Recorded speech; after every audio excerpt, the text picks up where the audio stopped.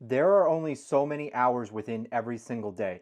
And as a reseller, I have to decide every day how to best spend my limited hours. In today's video, I'm going to break down which activity within my reselling business has the best ROI or return on investment.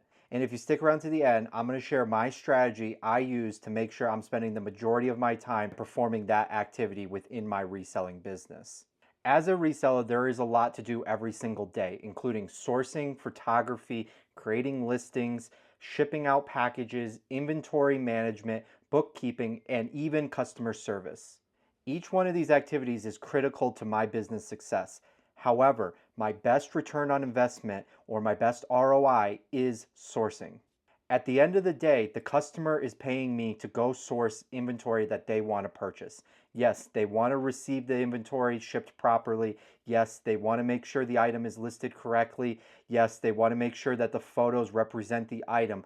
However, they are specifically looking for a certain item. Therefore, I want to spend the majority of my time searching for that item for these customers. Sourcing is the biggest advantage you can have as a reseller. Me personally, I'll take great inventory at a fair price with poor photos and listing any day over garbage inventory with the perfect photos and the perfect listing. If nobody wants the item, it doesn't matter how great your photos or listing structure is. If you really dig in and break down the typical customer on eBay, I believe that they fall into two categories. The customer looking for the best deals or the customer looking for hard to find items. Think about selling a pair of used jeans. Why is the customer buying these used jeans? Are they looking for a great price on these used jeans that they like?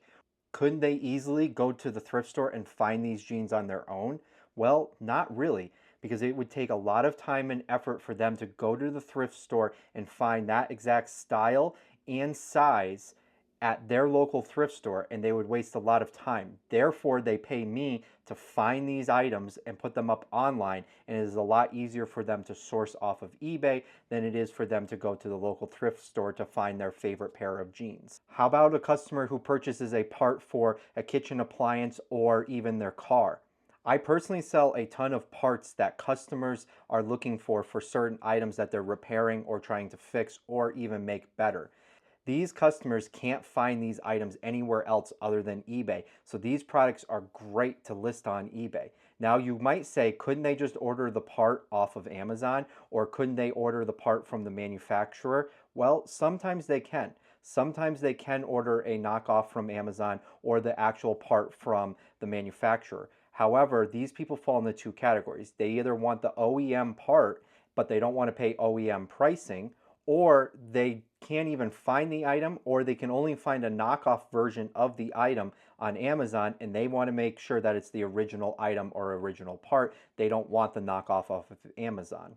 In the end, it might actually take them longer to try to go source these parts from the original equipment manufacturer than it is to just hop onto eBay and type in a part number, and then they're able to find my listing and buy the part. And they know that this is the exact part that they want, and they don't have to guess whether the Amazon knockoff is going to work with their item or not. How about a brand new sealed item? Is this customer looking for the best deal? Well, what does a best deal mean? To some, it might mean that this customer is coming on the eBay to find the best price possible on a brand new sealed item. However, it could also just mean that the person doesn't want to have to run to the store and try to find this item. They want to buy the item off of eBay because it's delivered to their door. Understanding why customers buy certain items has helped me so much with sourcing. Knowing that the customer is paying me specifically to find an item for some reason helps me understand that I need to focus all of my time and effort that is possible on sourcing. If I'm spending time doing inventory management, customer service, handling returns, shipping out packages, this is less time I have to go find these items that the customers are actually paying me to find. Good inventory is so important to the business that I built that I spend the majority of my time sourcing. I source 7 days a week. Now, this doesn't mean that I'm at a thrift store for 7 days a week. It doesn't mean that I spend hours sourcing each day. It simply means that I am always, when I have downtime, out trying to find better and more products to resell on eBay. This might mean that while I'm standing in line waiting for the thrift store to open, I'm scrolling through Facebook Marketplace and looking for items that I can purchase on there. This might mean while I'm watching TV or even a YouTube video, I'm also on the phone looking for other items to resell. I am constantly spending any time that I have trying to find more and better inventory. I have personally found that the more time I spend sourcing, the better my business does. This doesn't mean that you can just go and source for 12 hours a day and never list the items and never ship out the items and never do customer service or photographs or create listings. You have to do all the other steps. If all you're doing is sourcing, you are either a collector or a hoarder. There is no business in that. It's fine if you want to go out and collect things, but if you're in the business of reselling, you actually do have to list things.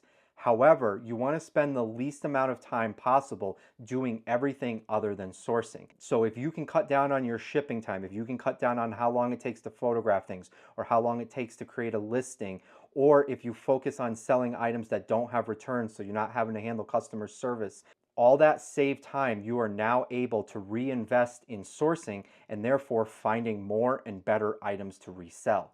The best strategy I have found to speed up my processes is saying no more often when I'm sourcing. When I first started reselling, I would buy anything that I thought I could make a profit on. It didn't matter how small the profit was. It didn't matter how fragile or large the item was to ship. It didn't matter how dirty the item was to clean. And it didn't matter how long it would take me to test or repair the item. Now I have learned that you have to say no to certain items. If you want to speed up your processes, one of the easiest ways to do it is when you're outsourcing. Source the things that don't require the cleaning, don't require the testing, don't require the repair. They're not large items that take a long time to ship. They're not fragile items that take a long time to ship. These items can slow down your processes. And if you slow down the shipping process or the listing process or the photographing process, you have now taken time away from sourcing and trying to find better inventory. I have now learned to pass over more items than I'm willing to take. This might mean that when I'm at the thrift store, I'm asking myself, do I want to spend the next hour cleaning these shoes? Or do I want to spend the next hour trying to figure out how to test this electronic? Or do I want to spend another hour and go to a different thrift store and find more inventory that's easier to list, easier to ship, and it allows me better possibilities to invest my time more wisely?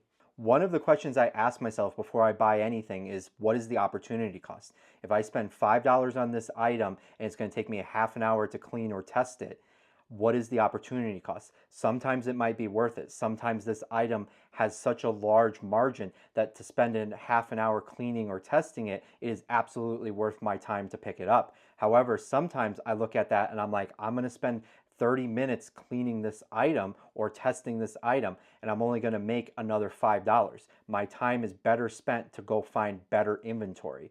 So I always ask myself, what is the opportunity cost? There's always a financial opportunity cost and there's always a time opportunity cost. And you have to calculate both of them to figure out where you should invest your time and money to make the greatest return on your investment. Whatever earns me the best return on investment or ROI is where I want to spend the majority of my time. Anytime I start to find items that are easy to list and easy to ship, and I can find them frequently and they sell for a good profit margin, I'm doubling down. Those are the items I'm looking for. I'm going to skip over the big VCR DVD combo players that take a while to test, that take a long time to pack and ship properly, and could end up in a return state where now I have to reprocess this item and waste more time handling this return or customer service questions rather than just selling an item once. Anything that I find that can speed up my processes and help me spend more time sourcing, I am going to focus in on that. If that means finding a better photo setup or finding a faster computer